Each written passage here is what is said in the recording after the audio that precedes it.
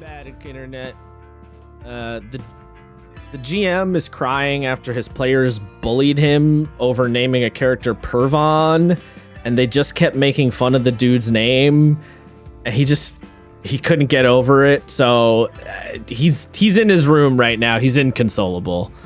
This is like the third bad name he's come up with in a row, and wow, we're hoping he'll figure it out. Do him like? Do you remember that bit? I do remember Pervon and how they never let him live it down. They never let that one go, and they stuck to it. Bro stuck to it. He did not retcon that name. That is his name in the show and everything. Yep. Yeah. it's like Marius Lapois and how Travis would just never let him yes, just every 2 seconds. Yep. Yeah. Dog didn't even have that weird a name. It's just no, Marius. It's not even. It's just kind of fun. Well, that reaction's a little different though, right? Because that reaction is, oh, I just think it's kind of like an amusing, like it's a fun one. That's more of like I'm laughing with you. The Pervon situation was definitely, Matt, we're laughing at you. You know what I mean? Like that's the difference there. Yeah, I think. Or Matt. It's an important distinction. Yeah. You know, like you can tell when you're in the GM seat, you can tell when it's what the distinction is, you know? Yes, although I am privileged enough. That feeling where you're like, oh no. Yeah, I am thankfully privileged enough to that when my players make fun of the names that I choose, it's usually because I chose them to be funny. Like my first campaign, the guy who operated the ham radio tower was just called Ham, and they thought that was particularly funny. Yeah, and in that scenario, then that's what you want. Mission accomplished. The problem is when you think it's a cool name and it's definitely not. Yeah.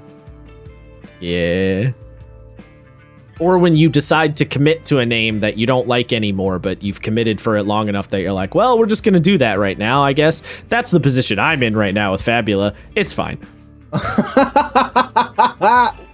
Okay. I'm so fascinated. Why? I'm fascinated about the whole... Well, so before we get into it, follow us on your podcast platform of choice and shoot us a little dono over at our coffee. But I was going to do that later, but all right, sure. What was the impetus for this episode? I'm fascinated. Oh, I thought you were going to ask me what name I don't like anymore in Fabula. I mean, that will come in time, but the impetus was basically just I've been trying to make a concerted effort to... Actually, I gotta back up a little bit to fully explain the whole point here. So, like, in terms of how I handle, like, world building for my campaigns, right? You've been privy, so I'm sure you've picked up on how I do this.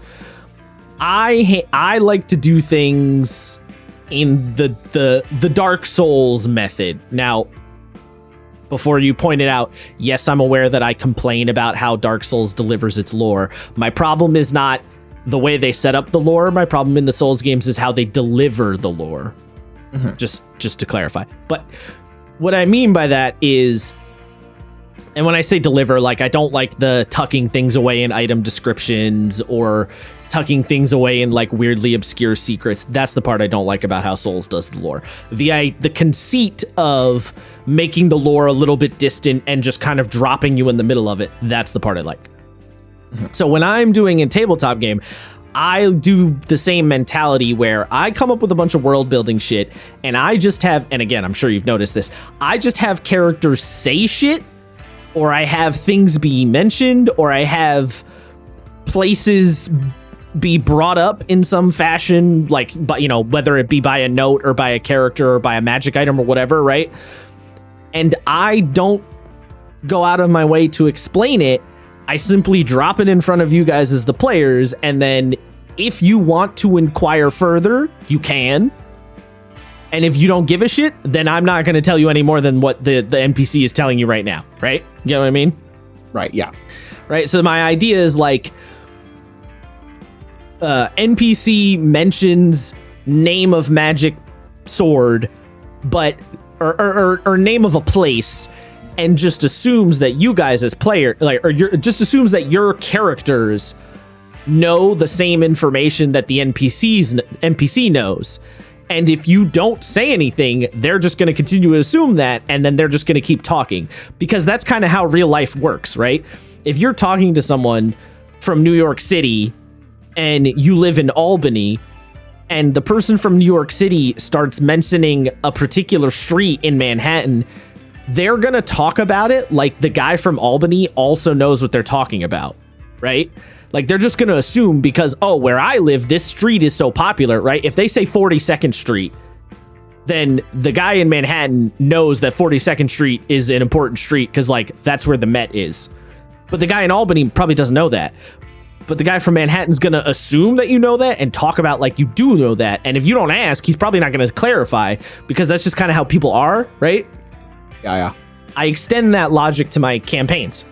And that's kind of how I handle world building. I have characters say things, or if, for example, I have characters who are religious bring up things about their religion and just assume, particularly like with your character, Isaiah, where you're a human walking around this major city, they just assume the human guy in the major city knows about the religion I'm talking about, not knowing that your character doesn't follow that religion.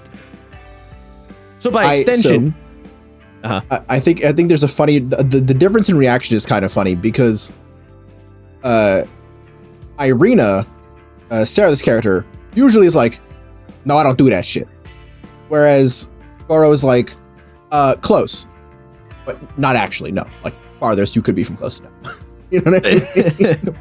Right, but a lot of the time, also, Goromaru doesn't, as a character, doesn't necessarily inquire that much, because he probably doesn't care that much. So it's not that he doesn't care, it's that it's more to say that Goro just learns from listening. If he has a question, presumably someone will bring it up. Oh, and he'll wait for somebody else to ask and then piece it together. Yeah, pretty much. Sure, fair enough. But anyway, all of this is to say... I feel a little bad, because I think the religion that you've built in your game is super interesting, but Goro just doesn't have the... No reason to interact with it. Yeah, he just doesn't need to ask. Doesn't have the impetus. Because, yeah, if he will learn about it, or he won't, but he probably will. You know what I mean? Like, he'll learn about it, and if there's parts of his knowledge that are missing, he's okay with saying something wrong and then getting corrected on. Right, and he doesn't have this impetus to look that deeper into it because it's not affecting him directly, which is fine, and I understand that. I'm okay with that, because that's just how when I do world building, I build it with that idea in mind. So whether players latch onto it or not is fine, because I've built in that assumption right from the start. The extension of all of this is I'm trying to do that even more by being more conscious of how I handle names, because the name of a thing can tell you the history of a thing without even really telling you very much, right?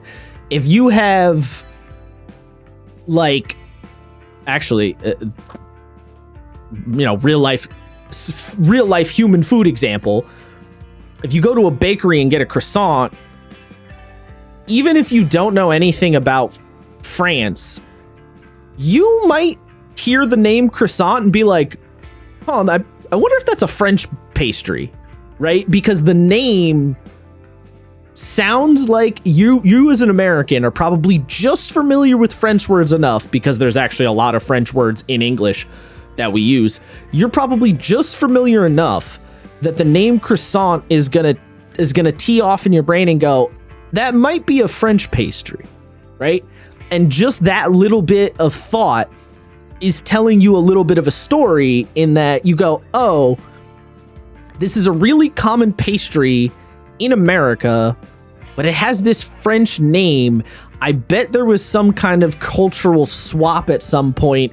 oh, maybe it was like pre-World War I immigration stuff, or maybe it's a little older than that, like, or maybe it's from when the French were here during the French Revolution and some sort of information was, right? And you're concocting this information with nothing other than a name, right? Right.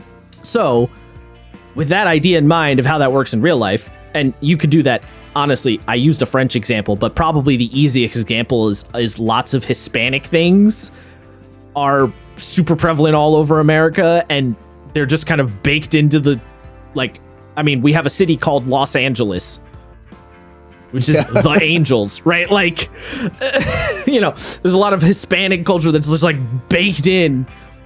So you know what's really funny? I thought there was something that was uniquely Spanish, but it isn't actually. The Mojave, to you and me, that's Spanish, right? Mojave, I would assume so.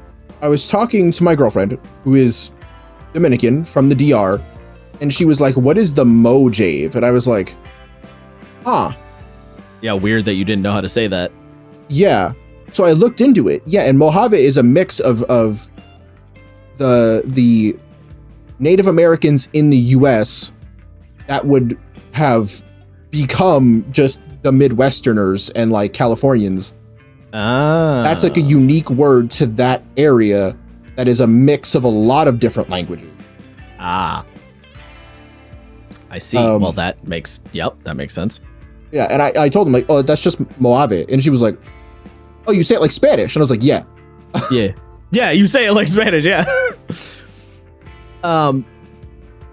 So all of this is to say that I'm personally trying to be really conscious of this idea in my game to invoke that feeling in this world that I'm making up, because that makes it feel more like a legitimate world, because that's how it works in the real world, right?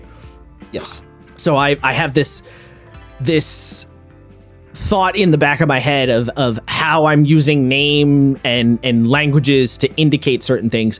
Like, I don't know if you guys noticed this or not, but quite a few of the villages and the towns in our Fabula game have very Japanese sounding names. And the reason for that is because I established early on that Shishioku, which is where your character is from, right, colonized the area. And so the naming conventions stuck around in some places. And so the weirdly Japanese sounding, because Shishioku is essentially, you know, our version of Japan in the game, the weird Japanese names like stuck around, even though the people that live there now have probably no fucking clue that that's where they come from. Right? So like I'm doing this very conscious name. So basically I've been thinking about it a lot. So it's been at the top of my mind. The other reason I've been thinking about it is because I've been really interested with how, because as you know, I've been deep in the Witcher hole for a while now. And I've been really interested in how the Witcher has been using language, because there's some really fun stuff that Sapkowski does with like the elder speech and the way that different characters refer to each other using different languages, and then like Skellige, which is very much based on Vikings and Iceland, and like the way they talk and their names, and how the weird magical language works and stuff, which is elder speech, but also sometimes not. Like it's also like an adjustment on elder speech, blah, blah, blah. So I've been doing some like reverse engineering of trying to figure out like, where did Sapkowski get the idea for this word or that word, or where does this name come from? And then also I've also looked up a little bit like how CD Projekt Red has continued that linguistic styling into the games from the books. So it's just been like on top of mind.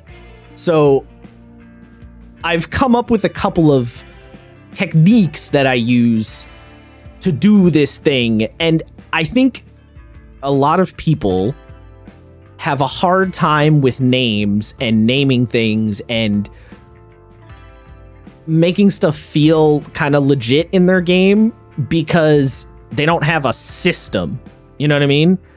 Like, I think people kind of just wing it a lot of the time with naming shit in their games, and having just a little bit of a system, a little bit of a technique will make everything feel more cohesive, and ultimately cohesion is all you really need. It doesn't need to sound like real language, because real language is so complicated that you could never truly emulate it unless you are a deeply knowledgeable linguist. And then even then, you're probably not going to nail it 100% because language is such an organic thing that just sort of happens, right? Like slang and all these other weird things and words translating between languages and getting all fucked up between languages and all that shit. Or like mishearing each other, right? People mishear each other and then a word becomes a new word. So it's like you can't emulate real language 100%, but if you have a system for how you go about it, that will give that cohesive feeling. It will, yeah. It gives everything a sense of congruity, and I do this a lot in my campaign because I very specifically have cultures in mind when I am creating different parts of the world, you know? So, right. On the planet that my players, not that they grew up on, but the one where they were stationed for a lot of their time, is called New Xanadu. Xanadu is a East Asian word that means paradise. It was used a lot in the Mongolian Empire.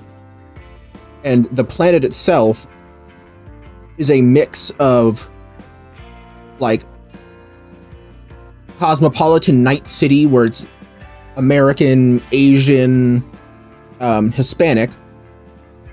And then I wrapped it up in a language of ancient Mesopotamian. So the planets are all named after, or are portmanteaus of places in Babylonia, Assyria, Mesopotamia. Like the capital city is called Ruk as opposed to Uruk, you know? Right. A lot of the important people in the area also use those names. Like there is a famous pirate hunter with a giant axe who goes by Marduk. And in session 1, there was a big thing where someone stole that guy's name and was running around as a pirate. And all the people in the area were like, I don't know what happens to this guy. Even if he beats us, even if he robs us blind, this dude's not making it a year. Because that guy will find this guy.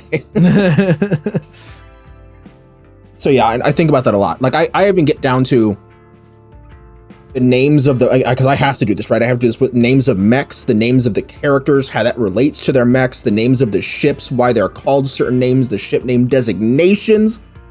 I'm in this jam with you. Yeah, that's really, that's kind of what it comes down to. So I've been thinking about it a lot in my game, and then I've been intrigued by how The Witcher has been doing it as a franchise. And so that combination is just maybe like, all right, yeah, let me bring this up. And then just to answer the question from forever ago, the name I'm annoyed about in Fabula now is Lasarabha. I don't like it anymore. I want to ditch it, but I think it's too late to ditch it now. So I don't want to retcon it because I feel like it's going to be weird. I was okay. The problem is not that the name itself, I think, came out bad. I just think it's not fitting the character in question, and that's getting on my nerves. So, in case you were curious. But I also don't want to, like, roll it back now. I don't think if you really didn't want it to change it, I don't think you'd have to roll it back. I think you could just retcon change the emphasis. Oh, yeah, maybe. That's so true. Rather than La Sarapa, it could be La Saraba. That's true. I could. Or you can put more of like a Middle Eastern, like La Sur al Abha. That's, you know what I mean? See, that's the thing. I think that's my problem. It sounds like it's a little Middle Eastern. That was not the intention, but then it's, as I've said it more, it started to sound that way, and I was like, that feels slightly off for what I wanted. But, Yeah, definitely, it gave me Middle Eastern vibes. Like Naram, I was like, okay, Celtic Druid, man. That sounds pretty Celtic Druid. Yep. Wasamiyu, Water Dragon. I'm like, okay, that works. the somber child being just like perfect English because he's a tiny eldritch abomination. I'm like, tracks. the Phoenix being a Middle Eastern name, I was like, is this a reference to Ifrit? No, I think I actually pulled a couple of Welsh words together, but I think I combined them in such a way that they turned into a weird new thing that didn't quite work. I did that. So actually, I have a good example of this. I had something that I thought was going to be a really cool name.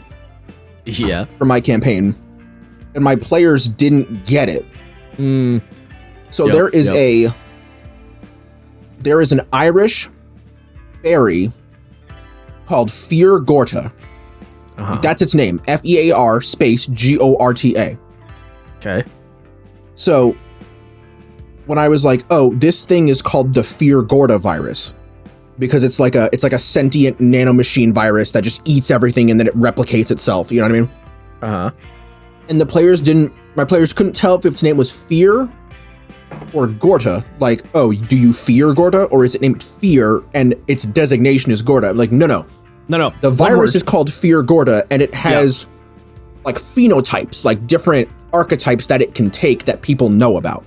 So there's like the Kelpie, and there's hold on, let me pull their names up. The ComCon just updated.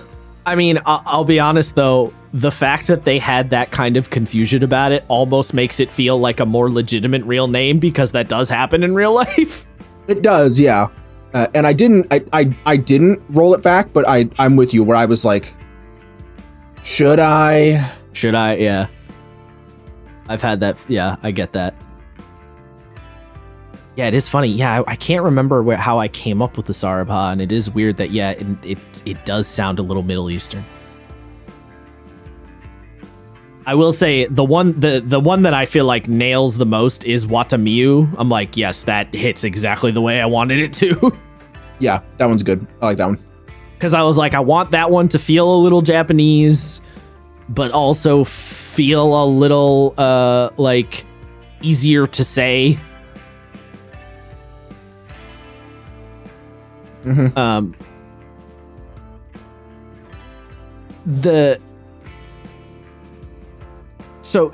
I have these techniques now. Before getting deep into the whole thing, I feel like I have to throw out a little disclaimer, not so much for us, but just on like the idea in general. Actually, two disclaimers. Disclaimer number one is I'm specifying this on how to make. Hold on. Excuse me. Sorry. Burp. I'm specifying that this is how to make your fantasy names good, right? How to make your fantasy nonsense names good, as I put it. Because I do think you need to adjust your naming conventions for different genres, right? The way things are named in a sci-fi setting or a post-apocalypse setting are going to be a different vibe than in a fantasy setting. And I think it's good to be conscious of those differences. And to kind of like illustrate what I mean, if you have a post-apocalyptic setting and a character has like their special shotgun that they use, that they like have cared lovingly for many years and used to kill bandits, and they named their special shotgun Erendite, that would feel a little weird. Now, you could have like a lore reason why the character used a name like that maybe, but just on like a base level, Erendite in a, like, imagine that in a Mad Max movie, like, this is my shotgun, Erendite. It would be like, that's an odd name. What would probably be would feel a lot more likely is if you had the weird guy with his special shotgun who kills bandits and he named his shotgun Boomfucker because the shotgun does a big boom to the fuckers he doesn't like, right? Like, that feels post-apocalypse. Like, yeah. Oh yeah, this is my special gun, Boomfucker, right? Like, that's kind of the vibe you're talking about, right? If you think about Mad Max, what's the name of the town where they get all the gasoline? There's Gas Town. Gas Town. Oh yeah, okay. Where do they get the bullets? Bullet Town. Bullet Farm. All right, yeah. Oh yeah, Bullet Farm. Oh yeah, all right, yeah. Gets the point across, right? What are the guys who a Marathon Joe sends out to go fuck people up? War Boys. War Boys. All right, yeah. Mission message received. Right. Whereas if you have like sci-fi, for example, you might have a fancy laser gun or some shit, and your fancy laser gun's probably not going to have a special name. It'll be called like the Amarasu Mark V, Ripperator edition, right? It'll have like a corporate like tagline name because that's more of like a sci-fi vibe. Mm-hmm. So in this case, I had a lot of fun. Oh, I'm sorry, I didn't mean to cut you off. Well, I was just gonna say in this case, that's why I'm saying I'm specifically talking about fantasy naming convention because that's kind of where I'm focusing this on, and there are differences. I was gonna just say I had a lot of fun naming the post-apocalypse weapons because it's just you have to hit a balance because they either have to be a joke that a character said to themselves, or it's got to be the thing that they thought was the coolest shit in the world, but isn't. So like the big mid-campaign boss had this like warhammer with like a gnarled hook in the back of it. And what did I call it? Spine breaker. Right. Yeah. Yeah. It's very. Yeah. But they had one of their allies who died. Had a silenced SMG, and because the SMG is silenced, it sounds like a shook sound. He called the SMG Salt and Pepper. Nice. Right. Yeah, that's actually when that character died, Ant took that gun, and really funny. But that's exactly it's mine. Yeah, that's exactly the kind of thing I'm talking about, right? Salt and pepper for your machine gun that you like a lot feels on brand, whereas if the fantasy wizard named his staff Salt and Pepper, it would just sound like a goofy joke. Mm-hmm. Right? It doesn't fit the same. The other disclaimer I wanted to bring up is most of us GMs, I say most because I'm sure there's probably a couple out there. Most of us GMs are probably not linguists or authors like Tolkien or Sapkowski of Witcher fame, right? We don't need any of these methods to be perfect. We don't need them to be based on a deep language knowledge, or we don't even need them to be super complex, right? What we're talking about here is talking about using techniques for your personal table to make your world feel like it's more fleshed out and more genuine. All that being said, though, authors also use the techniques I'm about to bring up. And if you don't believe me when I say that, pick your favorite fantasy setting in a book or a video game or whatever, and just do a little reverse engineering and try and see if you can figure out where the words that they're using come from, like the names of things and shit like that. Good chance your favorite author or like writer for a video game studio has probably talked about their methodologies, and they're doing the same shit I'm talking about here. So like, that's always my favorite shit. They're just doing it on a more advanced level, right? They are, yeah. My favorite shit is because I'm not a linguist, but I do like to study language. Yeah, it's fun to look into. When you look at a character's name and you're like, oh, this character is so cool. What's their name? Achilles. You're like, oh no. Oh no. You know what I mean? Right. It's like you look up something and it's like, yes, this word translates to traitor, and you're like, fuck. It's funny you say that. That's one of my points I'm gonna make. So, all right. So let's get into the techniques proper here. All right. So option number one, and I've kind of ordered these in levels of complexity in terms of like execution. So option number one is just what I call the mouthfeel maneuver. And like, this is the easiest and this is the most common method that GMs are probably going to go with, right? The mouthfeel maneuver, It's the most simple, but it can work. So it's the lowest effort, and it's the simplest method, and it's the quick and dirty when you need to get it done, right? You come up with something on the fly in your head, and then you just kind of say it out loud to yourself a little bit, or think about it a little bit to yourself and see if it fits. Right? That's really all the mouthfeel maneuver is.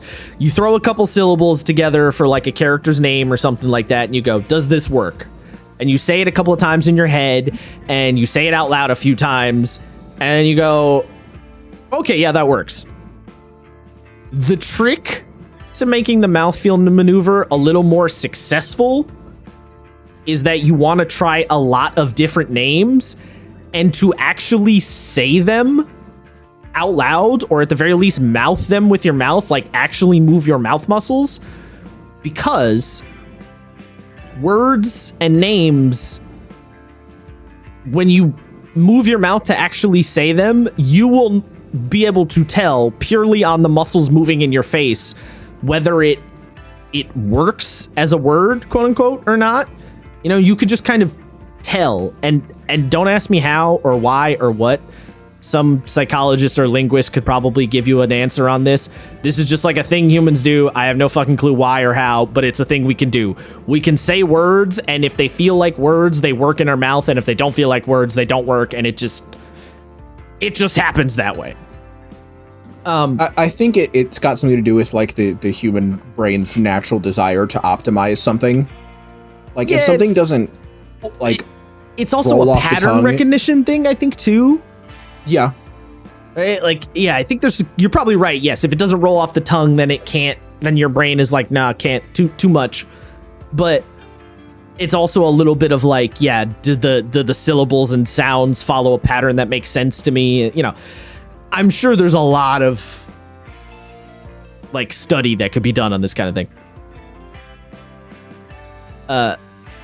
This particular method, though, the mouthfeel maneuver, as I call it, best used for smaller characters or characters where you're okay with like the name being a bit goofy, right? If you're not that invested in the character, then doing it by mouthfeel will be all right, because if it kind of doesn't work 100% or feels weird or whatever, it's fine. You can just go, whatever, right? That's generally where you want to use it. I will say, though, every once in a while, you will have those mouthfeel names you come up with and you just fucking nail it and they hit and you go, I'm going with it. It does happen. Don't get me wrong. Not to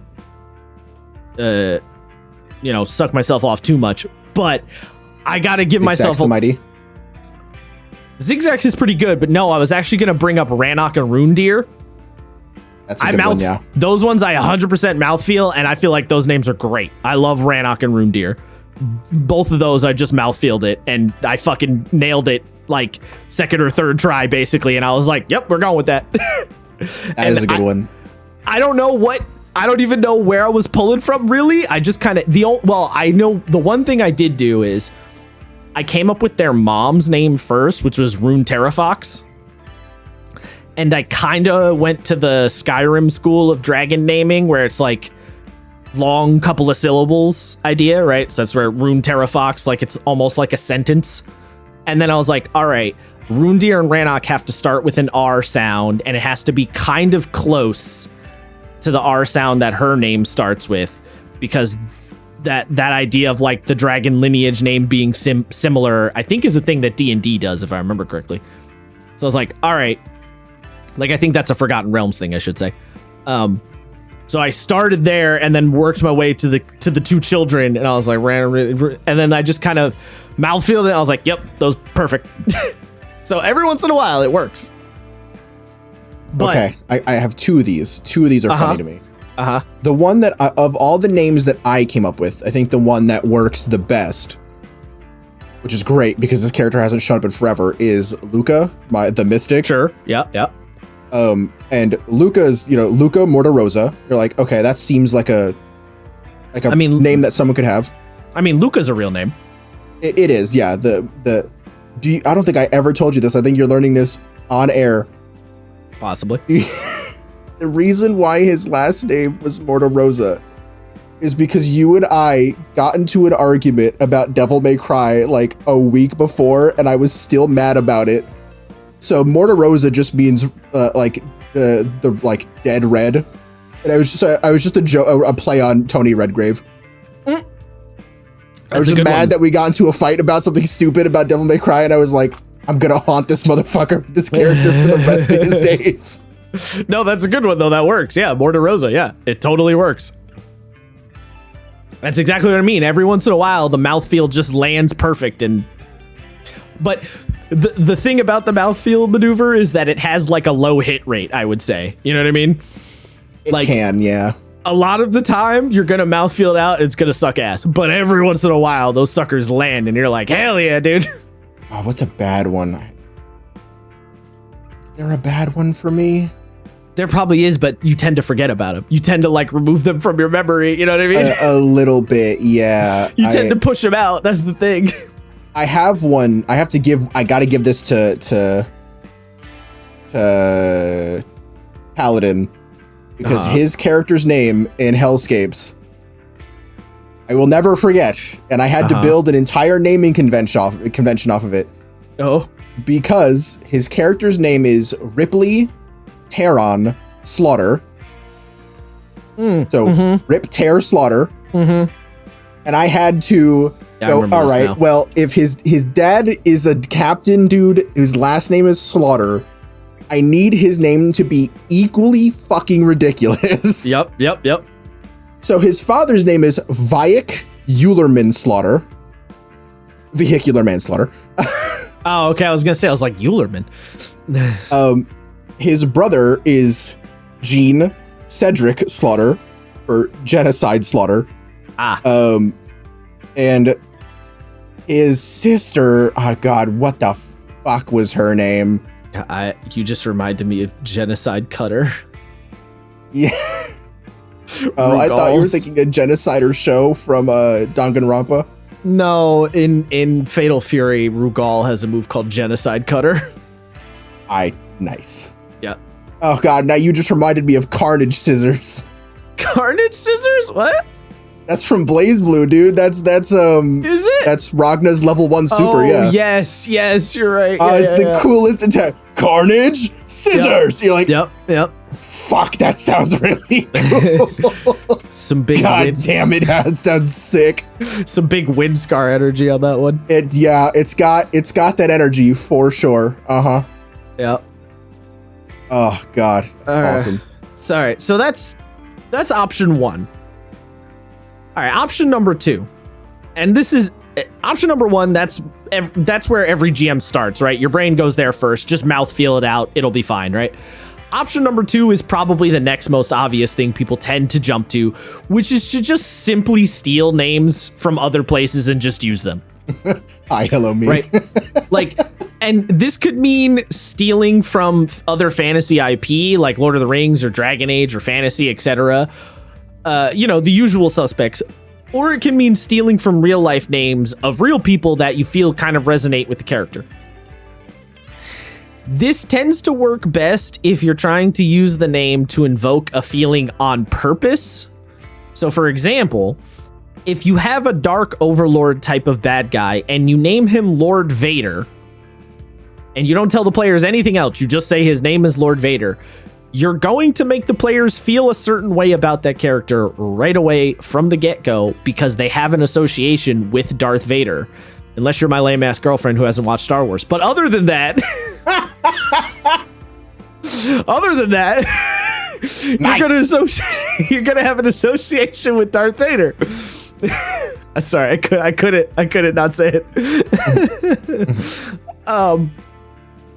Conversely, though, if you have like a valiant paladin character and you name him Lord Vader, you're gonna get an initial reaction of confusion or curiosity, which might be what you want, right? Because if you name the valiant paladin character after the famous bad guy Darth Vader, your players are going to be like, well, that's an odd choice for the heroic paladin guy. What are you trying to do here? That might be what you want. or it might not be what you want. It kind of depends on what you're going for with the character. So, when you're pulling from real names like that, keep in mind that if your players know the name, it's going to elicit a reaction. So you want to think about what that reaction is. This can also work with real famous people too, though. If you have a duke of a town and he's named Vlad the III, your players are probably going to keep an eye on him right from the get-go. If you name him after, the Impaler guy. Right? So it's that idea of steal the name as is, and then think about what the response will be based on the stealing. Or the other thing too, though, is sometimes you can also steal a name where if if none of your players are into anime because they're losers who don't enjoy culture, and you name a character Ichigo, then they're probably not going to react to the name Ichigo. But if they are all big fucking weebs, as they should be, they're definitely going to respond if they hear the name Ichigo, right? So it's that playing with that, playing with that like familiarity and shared cultural space between your players. Now, option number 3. Now, this is where we get to the good stuff, in my opinion. This is kind of my personal favorite, which is steal names from real places and real languages. Right? Oh, actually, no. So this is the hi, hello, it's me. Yeah, this is the real secret sauce maneuver, in my personal opinion. So you start right by you pick a peoples in your game, right? Let's just say there's some dwarves that live on the northern part of the continent in your game, something like that, right? You pick a peoples and you decide what kind of ethnicity / nationality you want that group of people to invoke, right?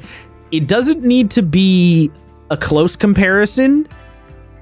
It doesn't need to be 1-to-1, and in fact, it's probably better if it's not a close comparison. It's actually probably better if it's like a loose association.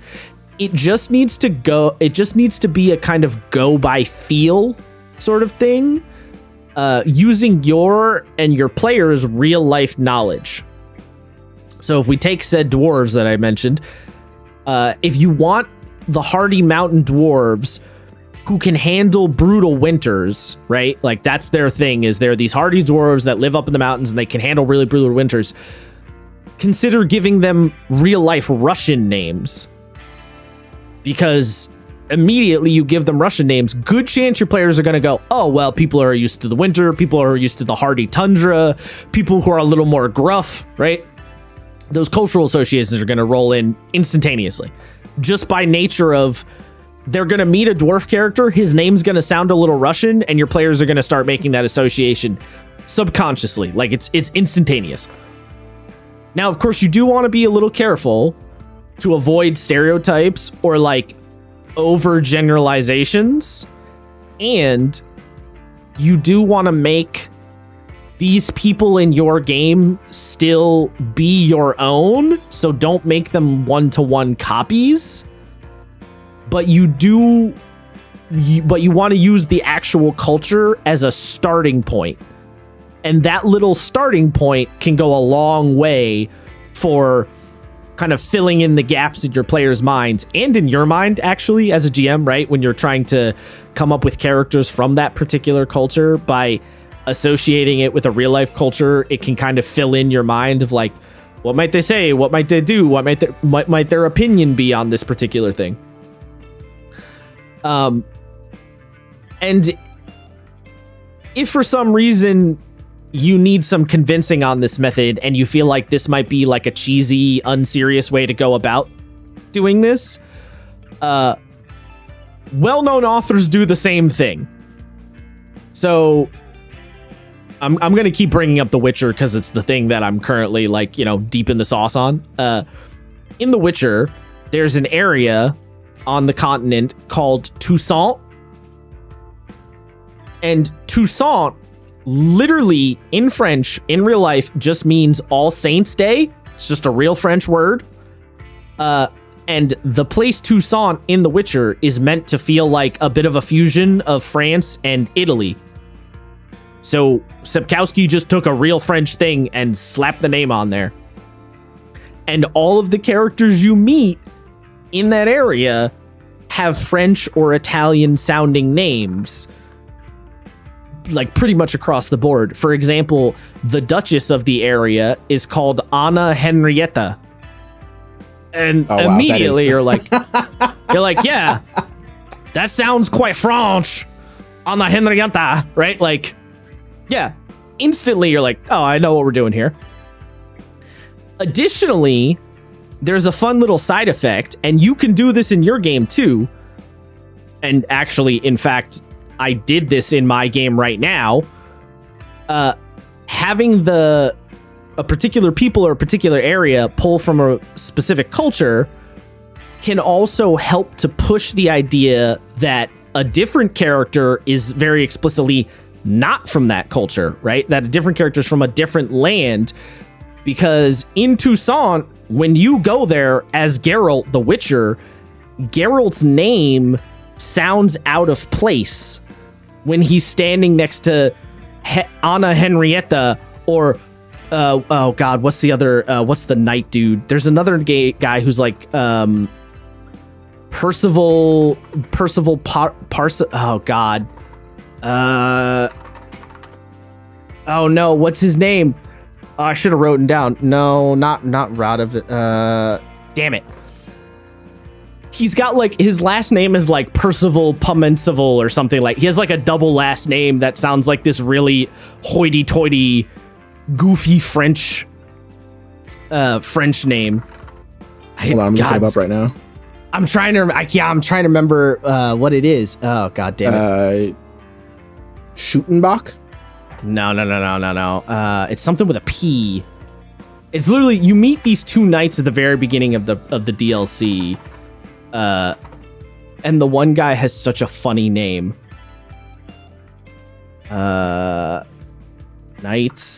Knight who gets killed. Yeah. What? No, not that one. Subject to blah blah blah. Oh, this is gonna annoy the crap out of me. Oh no. Oh, I found it. His name is Milton de Peyrac Peyrin. Milton de Peyrac Peyrin. De Peyrac Peyrin. That's his last name. Jesus. Yeah. So by contrast, you got Geralt standing next to de Peyrac Peyrin, right?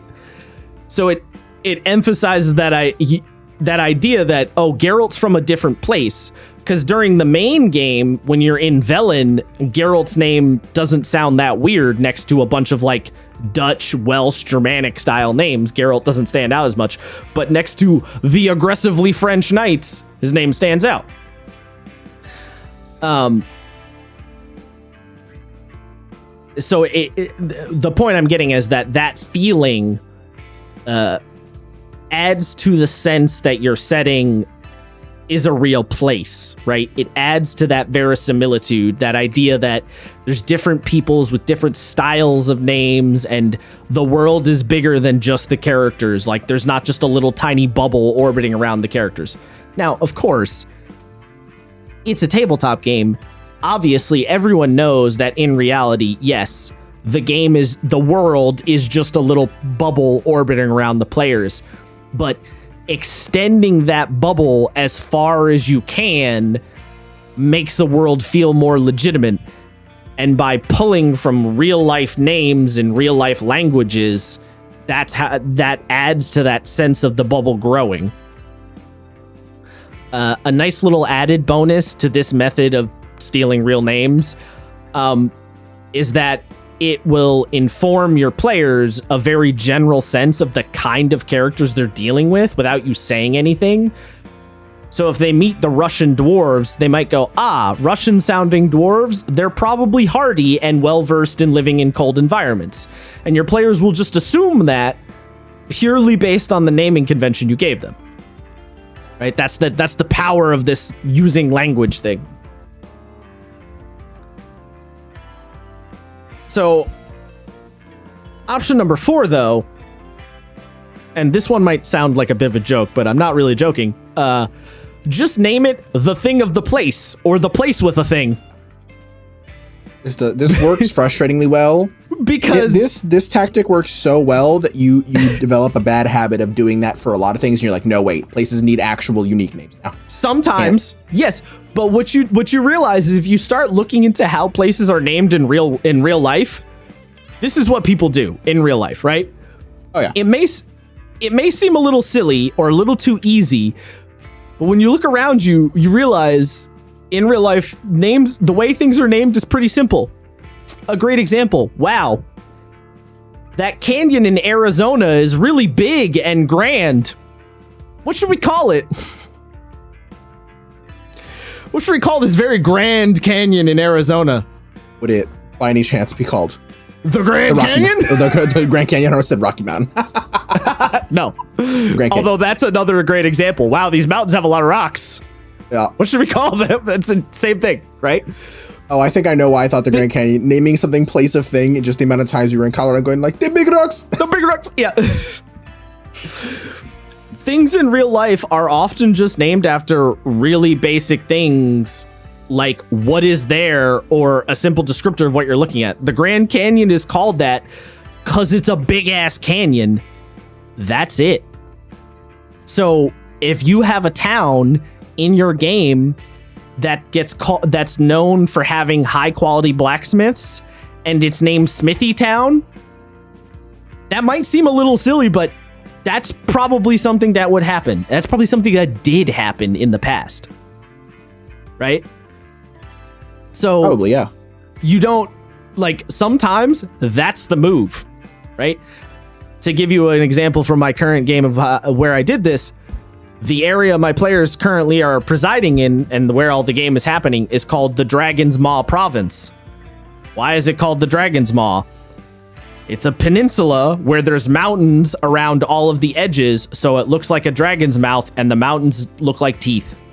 It's the Dragon's Maw. Boom, bang, boom. Done.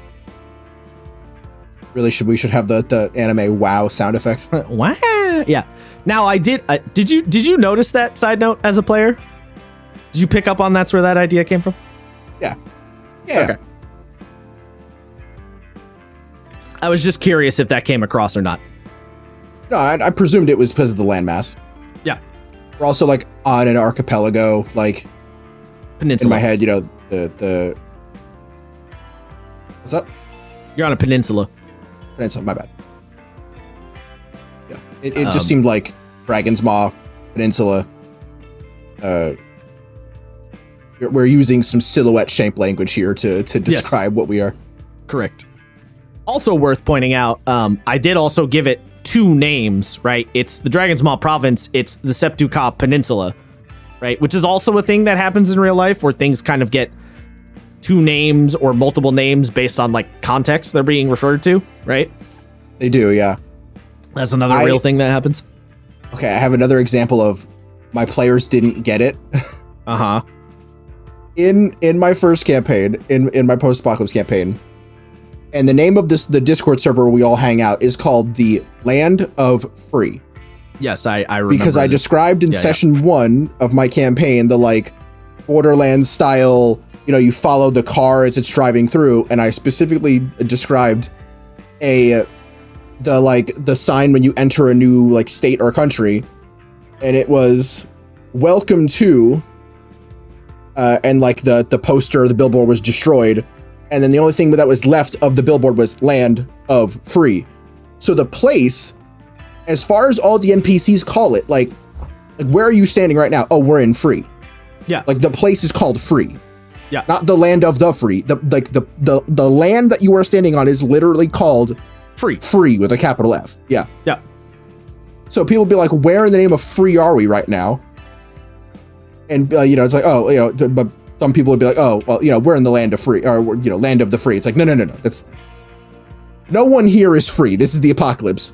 The place is called that. It's a little ironic. Right. And wasn't your idea for that from the phrase "land of the free, home of the brave"? Right? Wasn't that where you got the idea of that? Yeah, I wanted something like it was a part of it was that. A part of it was the again, I wanted the irreverent humor of Borderlands. Right. Of, I was kind of making a joke on immigrants because the U.S. is in a post-apocalyptic shithole in my campaign. And Mexico is actually kind of a thriving, returned to a more tribal society. They're riding T-Rexes down and fucking in Chile. It's great. Hell yeah, dude.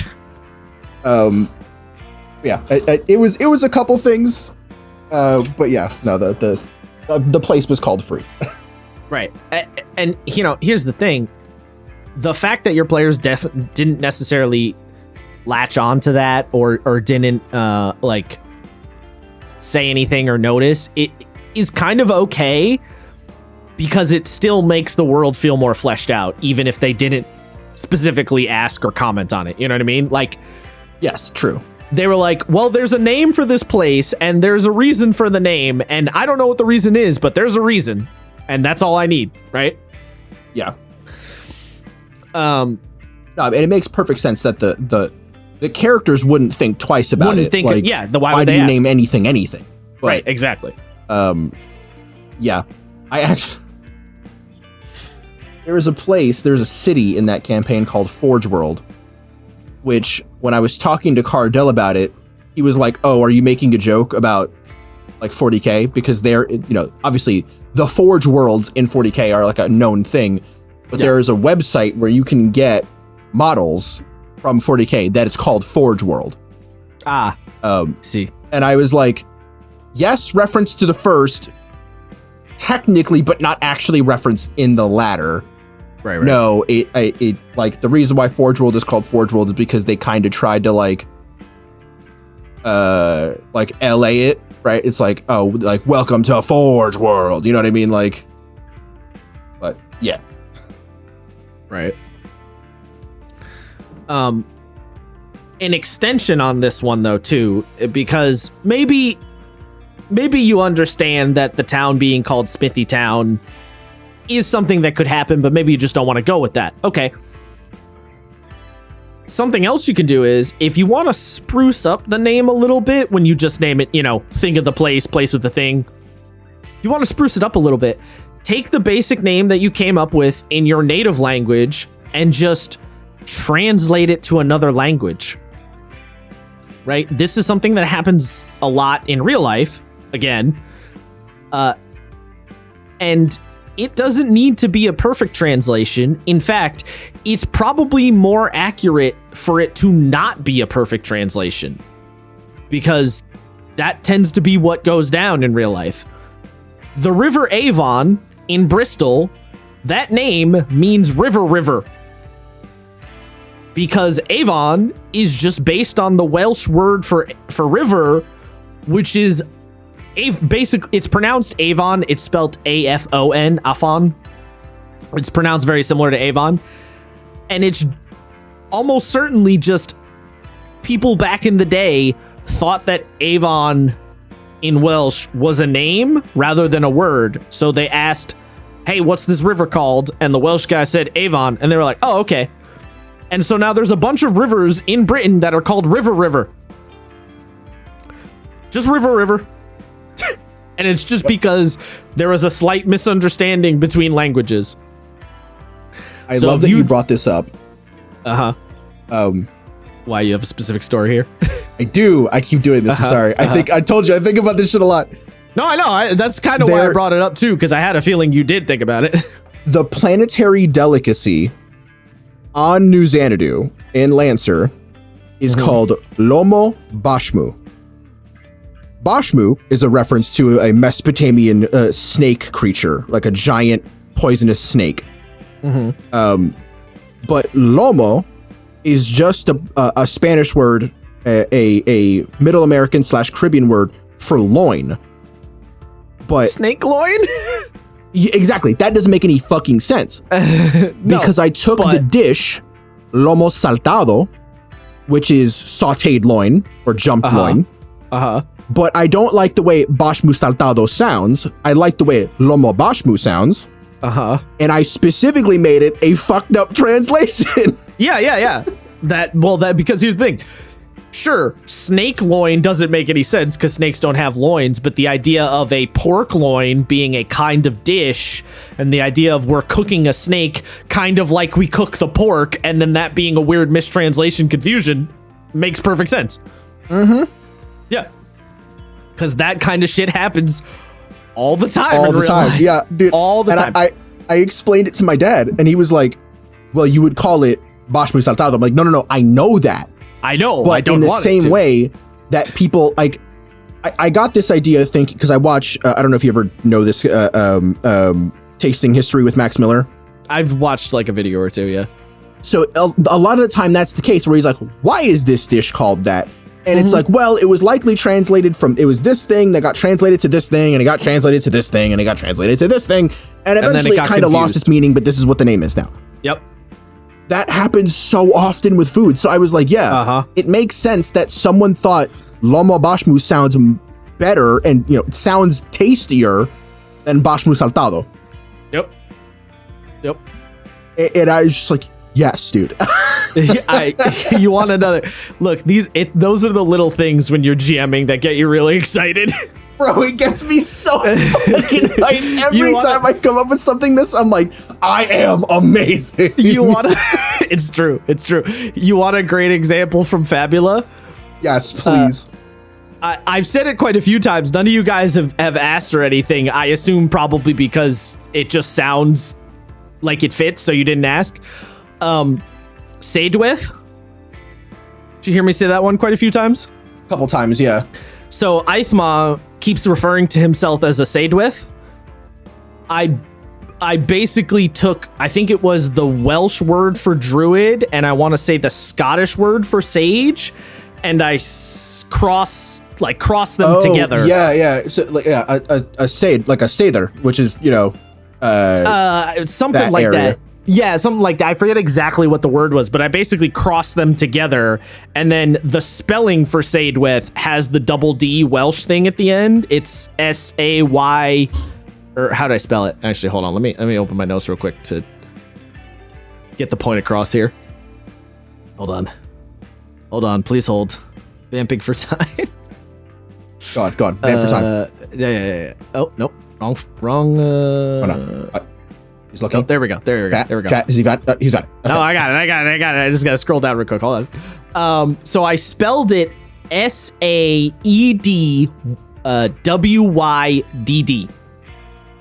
It's pronounced Saidwith because I took the pronunciation from the two languages roughly. Now, obviously, going back to my original disclaimer, right? I'm not literally a linguist. This word may not be actually pronounced this way if it were to be created in real life, but it sounds legitimate enough that pronunciation works, and so I smashed them together. And I know the double D makes the TH for Welsh, so I stuck with that. So that's another example of one of those ideas you come up with and you're like, I'm a genius. Oh yeah. And if you guys were to ask one of the, I don't know, little spoiler. If you guys were to ask one of the elves, their answer would be, oh, it kind of means like druid, but not exactly, right? It's basically their word for druid. But I didn't want to just use the word druid because I was like, no, the elves would probably have a different name for it because I want them to feel a little bit distant from all of the human settlements, especially because they're clans that live like away from the human settlements, right? I also did the same thing with like the kobolds, for example, like the I forget now I gotta pull it up again since I'm bringing it up. It's fine. While you vamp for time, I have a fun one. A fun one that I have that sticks with me is the handler for my players, Oban, has a sister named Siobhan, right? She's the older sister. She is space Irish. Named him Oban, even though he's almost certainly like a weird mix of like South Asian, like either like Malaysian or something like that. He calls her Siobhan because he saw her name before he heard it pronounced. Yep. So only calls her Sio. And Cassie, or sorry, Moon, who is Irish, was like, you know, that's not how you pronounce her. I'm like, yes, I do know that. Oban doesn't because he's fucking stupid. Right. I know that Isaiah knows that. The character doesn't know that. No. So, yes. He refers to her exclusively as Sio. But yeah, you were saying? Right. Well, I was just going to say I did another thing like the kobolds when they were talking about the soul stream, right? They called it the Sulala Kataja. Oh, yeah. Because why would they use the same word, right? Because, again, they're very distant from humans. So what would be the point of, like, they would have their own word for the soul stream because it's a really important thing, right? Mm-hmm. And if you're curious where I got the idea for how the kobolds work, I took the very odd naming convention from the Lalafell in 14. And I don't know where they pulled the idea for that in 14, but I'm sure it's from something very specific in 14 also, because 14 is really, really what's the word? They're really picky about how they handle names and languages and all this shit. They're very specific about it. Like all of the Elezen use very French styled names, but they're not like one-to-one French, you know what I mean? Yeah. Like Urianger. Urianger. Yeah. Or Alphino. Alphino, yeah. Yeah. Levelier, yeah. Levelier is a big one. So yes, but going back to the original point, the idea of just naming the thing a really basic name that would just be something people would call it is perhaps not as silly as it seems. But it is true that you don't necessarily want to like overuse that idea because you can get into a habit where everything is just named the something, right? The Smithtown, the Big Rock, the Magic Sword, right? You don't want to like overdo it. It is true that can get like weird and annoying. But when you add in the translating through another language, that tends to shake that up quite a bit. Also think about the history of the thing that you're naming, and then that will inform you of whether you should just go with like basic name or translated name or some combination, you know? By the way, I just looked up the Lalafell naming convention. It's fascinating. So Plainsfelk Lalafell use a phoneme pattern system of AB, CB for males and ABB, AB for females. It doesn't follow any particular cultural, like real world cultural real world cultural naming convention. Yes, but its main rules are rhythm, repetition, rhyming, and alliteration. That makes sense. So you have Zorito, Monorito. Teledi Adeleji. Teledi Adeleji, yeah. Nanamo, and then for females, Mimo. Tokiki, Toki, Ulala, Ula, yeah. Yep. What is it? Tatarutaru, yep. Fucking, Nanamo, Ulnamo. Nanamo, Namo, wow, brain, help. What? Oh my god, why am I blanking on her name? About that. The accountant! Tatarutaru. Jesus Christ, brain. No, I thought you were talking about... Oh, no, you did. Teledi Adeleji, the fucking... Teledi Adeleji, yeah. Mustache man, the one who fucks you over. Yes, that's another one. Yeah.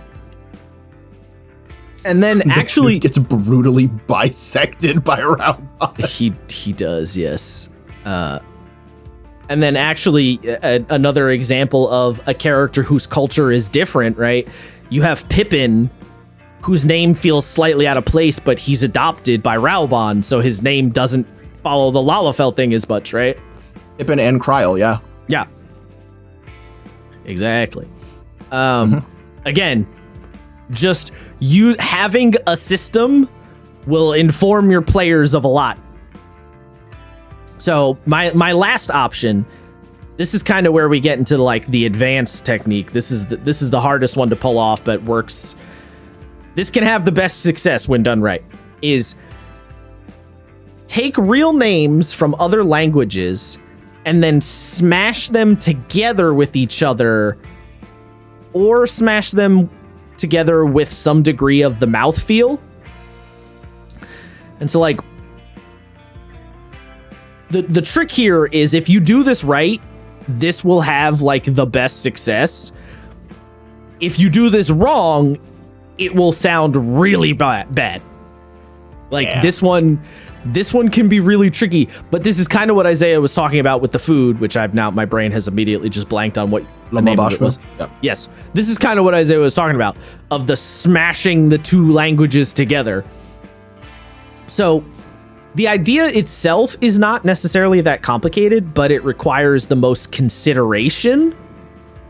So you take the name from whatever language you're using, and then either you take another language and try and mix and match the syllables, or you take some syllables from the base language and throw in some of your own mouthfeel syllables and sounds, and then kind of see what comes out of that, right?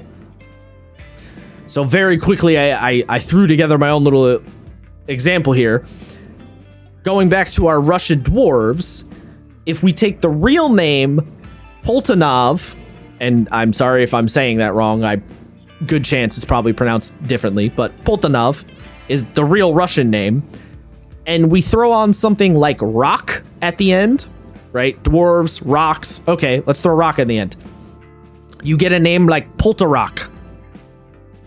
And Poltarok sounds close enough to a real name to be plausible, but different enough from the actual name to sound a bit unique, right?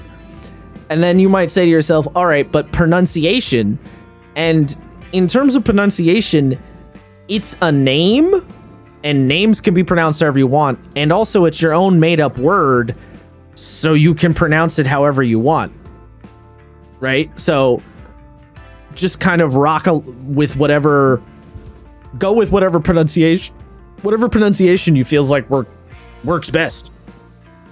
So for that particular example, I was like, Poltarok. Yeah, okay, yeah, that pronunciation works. But you could probably do something like Polterok, and you could say that's the pronunciation, and that could work too. Again, the real trick with this one, this is the real like 5-head maneuver, but it also can be the one that fucks up the most if you don't take the time to really think about it. Like really, it's like a combination of like the mouthfeel, like saying it, but also thinking about it and just kind of pondering how that name might come about, and you just got to give it a little more attention when using the idea of smashing two languages together. And it is something, languages getting smashed together is something that happens in real life. But there's not really a rhyme or reason to it usually in real life, because that's not really how language is formed, right? Like human language just mix and matches kind of at random. There isn't like a rule or a system to it. So when you're trying to emulate that, you kind of got to take a shot in the dark, because that's really the only way to do it. Yeah, it can get a little futzy if you don't nail it. Honestly, you don't even have to nail it. You just gotta get close. You just gotta get close, but also you can't try to mimic any kind of real life thing, because there is no real life system to mimic in this regard, right? Where when languages cross-pollinate with each other, it just happens at random. Like just weird shit happens. You know what I mean? Like it's just like, I'll give you kind of a funny example of French and English, right? We use a lot of French words in English. So if I say haricot vert green beans, you know what I'm talking about, right? Mm-hmm. It's a very specific kind of green bean, right? If you go to the grocery store in America and you get haricot vert green beans, they're a specific kind of long, thin green bean that have very particular look to them. Haricot vert, first of all, that's not how you say it. It's pronounced. Hold on, I gotta. Haricot vert, right? You have to on it. Haricot vert. Haricot vert, yeah. You have to say the H like at the back of your throat. And haricot vert just means green beans.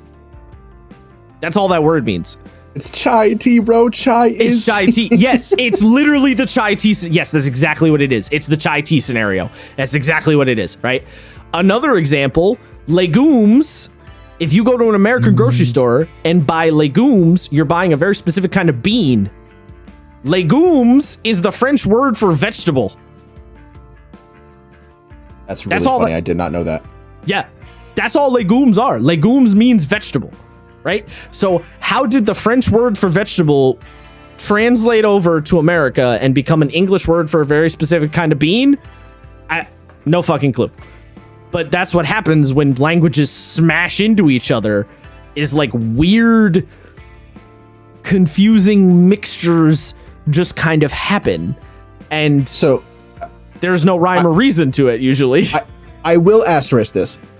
The rhyme or reason can exist. Not always, but it can. So like, okay. I bring this up because as a half Puerto Rican, half Italian American, a lot of Americanized Italian is like speaking Italian through American grammatical structure, right?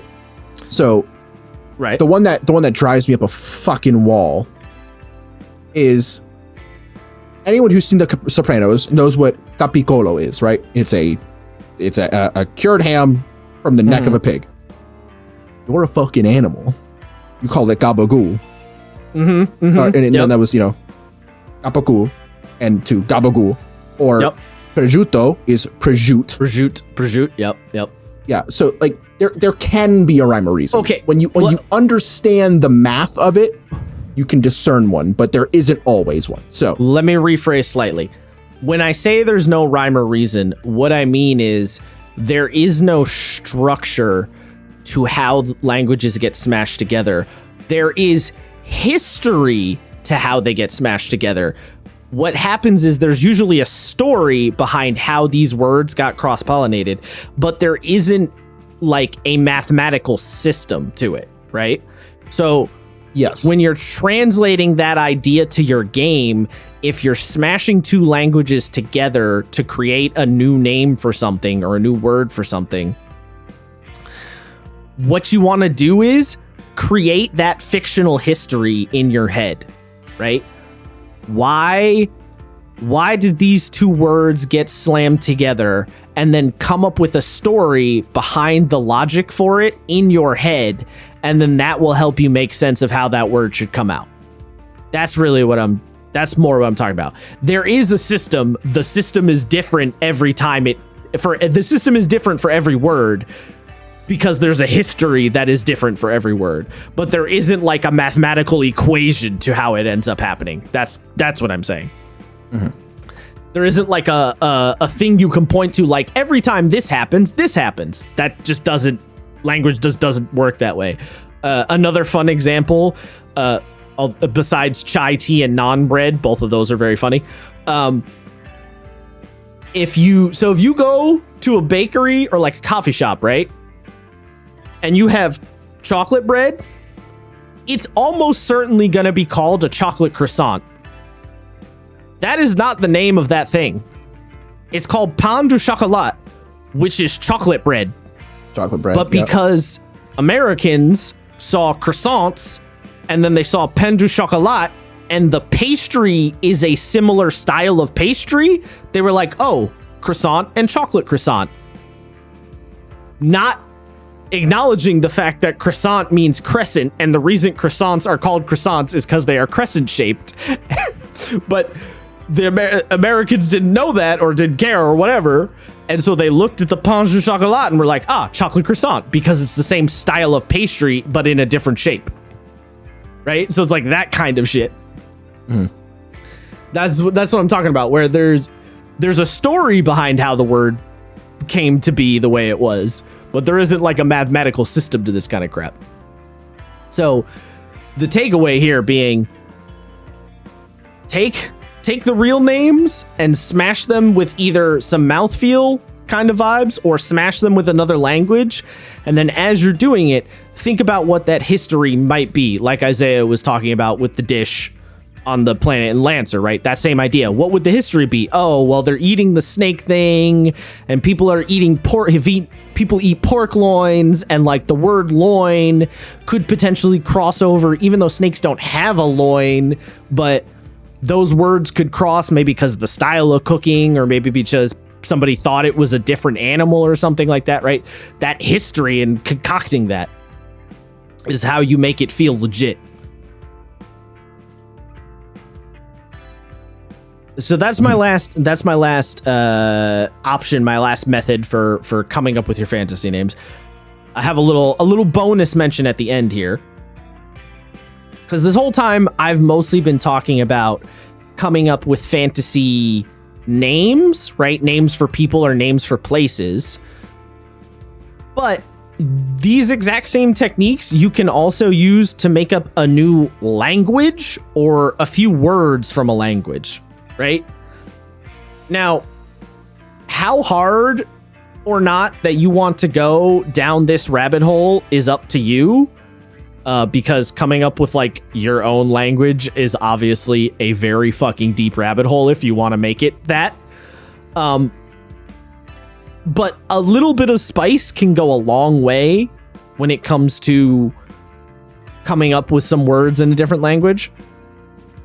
Right? Using our Russian dwarves example, if you have your characters meet the Russian mountain dwarves, and the Russian mountain dwarves throw out a couple of words that you came up with using these methods that I mentioned, it's going to make the Russian dwarves feel like a people all their own within the setting, because they're using a couple of words from their language. They're referencing things in their language. It makes it feel like they have their own culture, and them having their own culture then makes the world feel like a legitimate place with lots of different people.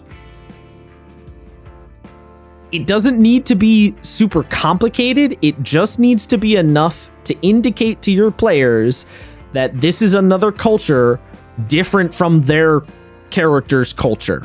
That's all you need. And now you might say to yourself, like, all right, but is that really gonna work? That, like, if I do that? And allow me to give you another real life author example to prove my point here. Using exactly this method, we can look at The Witcher again. In The Witcher, we have a group of non-human rebels who are called the Scoia'tael. And in universe, we're told that the Scoia'tael are called that because they have squirrel tails attached to their like armor or their hats. They wear little like squirrel tail medallions, like literal, or not medallions, but like literal squirrel tails attached to their armor. And we're told that Scoia'tael means squirrel in the Elder speech, which is the Elven language. The word Scoia'tael most likely, now technically we don't have 100% confirmation on this, but most likely Sapkowski got the word Scoia'tael from the Italian word scoiattolo, scoiattolito, scoiattolo, which is the Italian word for squirrel. So he took the Italian word for squirrel, made a couple of adjustments, came up with Scoia'tael. That's basically a combination of option number 1, which is the mouthfeel, combined with option number 3, which is stealing real names and real things. Right? That's how we got squirrels. Another good example, also in the Witcher universe, is Geralt is often referred to as Gwynblythe by the elves and the dryads in universe. And Gwynblythe is straight up just Welsh for white wolf. The white wolf. That's all that means. And I don't mean he adjusted it. I mean Gwyn Blythe is real life Welsh for white wolf. That's it. He just took the Welsh word as is. Nothing to me is funnier than fucking people playing Elden Ring. It's like, oh, I love Blythe. What, like, I wonder what his name means. Wolf. Yeah. Yes, the dog man in Elden Ring is called Wolf because he's a wolf. And why is he called that? Well, because to the Japanese devs, Blythe sounds like a cool fucking word. And it is. That's why. And but it also just means wolf. But it also just means wolf. So, if a famous author, a famous and well-regarded author can do it, then you could do it too in your games. That's kind of the key takeaway here. If Tolkien and Sapkowski can get away with this kind of shit, you can too. And I'm sure there's examples of Lord of the Rings doing the same kind of thing. I just don't know Lord of the Rings as well, so I can't like cite any examples, but I'm sure there's plenty. I got you. The Balrog. Oh, yeah. Yeah, that's just an actual Christian demon or some shit, right? Or This is a dude. Balrog was just a guy. Oh, it's just a guy? Oh, yeah, there you go. Yeah. Not even Christian. He's just a dude. Didn't know that. Nice. Another good one being, as people will famously joke, Treebeard. Right? That's pretty good, yeah. Treebeard is a great example of thing of the place or place with a thing, right? The really basic name of just, he's a tree with a beard. He's Treebeard. That's it. So, like I said at the top here, you don't need to do it any kind of perfect fancy way or anything, but authors are doing these methods, so use them for your game. That's what it comes down to. As the saying goes, good artists borrow, great artists steal. I do love this. Oh, sorry. I fucked up a little bit. Balrog, the real world equivalent of Balrog, was a title of Odin's, which was Balegar, which just meant fiery-eyed or fire-eyed. Ah. Yep. That makes sense. So it was another name for Odin. That Tolkien was just like, I'm gonna take that. We're just gonna steal it. Yep. Yes, sir. That's the secret sauce. Any last little add-on you want to throw in here? I will throw an honorable mention to a series that I like that a lot of people don't, that I think has a really fun naming convention. That's right, motherfuckers. I'm bringing up Ruby because Ruby has a fantastic naming convention that has a reason in the lore. It's not just for the gimmick. Okay. Basically, in Ruby's world, after the crazy calamity where God and Satan had a pissing contest and destroyed the moon, it's a whole thing. Don't worry about it. Everything sucked so bad, and the negative emotions brought all the monsters that people started naming their children after color as a way of like literally bringing life back into things. So that's why characters are named like Ruby for red, Blake, Vice. Right. Yang actually hilariously is not named after a color. Not a color. Xiaolong just means the sunny little dragon, but you could count Sunny as like a golden color. Right. And then you have ones like Ren, Lairen. So Ren is just lotus, so his color is pink, like stuff like that. So yeah, I love the way there's literally a character named Pyrrha, who that's literally her name is just a spoiler for Pyrrhic victory. Because she, spoilers, fucking dies. But Pyrrha also meant fiery haired, so she has like a crimson red hair. Makes sense. Yeah. Makes sense. Yeah, again, there's a lot of power in using language and naming conventions to deliver information without saying anything. It's pretty good. Yep. Hell, Ruby even does it for its fucking weapons, because, you know, the weapons are a big part of the series, and all the weapons have interesting names with, like, real, like, the dumbest one, in my opinion. There's a Sun Wukong character, because of course there is. Of course there is. And he's got, his weapon is a staff that disconnects into two nunchucks that are lever action short-barreled shotguns. Okay. And the weapon is called Ruibang Jingubang, which is a reference to Wukong's staff. The Rui Jingubang. But it's got two uses of the word bang, as in bang, because they're shotguns. Two guns. And gun is another word for staff. So it's a staff, also just called the gun, because every weapon in Ruby is a something gun. It's a sword gun, a scythe gun, fucking a whip gun, and then Sun has the gun. The gun. That's pretty funny, actually. It goes deep. It's That's good. a good one. I like that. Yeah. That's funny. Wow. Look, say what you will about Ruby. Most of it is fair. I love it. But the naming conventions were always on point. Yeah. There you go. Only dubs. All right. That has been us. Take this advice into your game. It will. I don't know. Do you well? What am I trying to say? It'll help you out. It'll help you.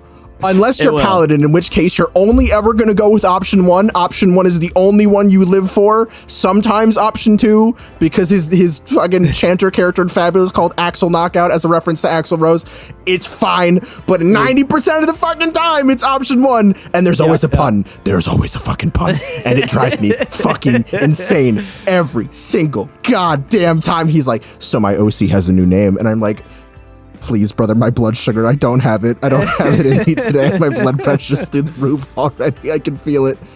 Oh my god. Every time. If you like this nonsense you have heard, pop us a follow. Appreciate it. That's it for us.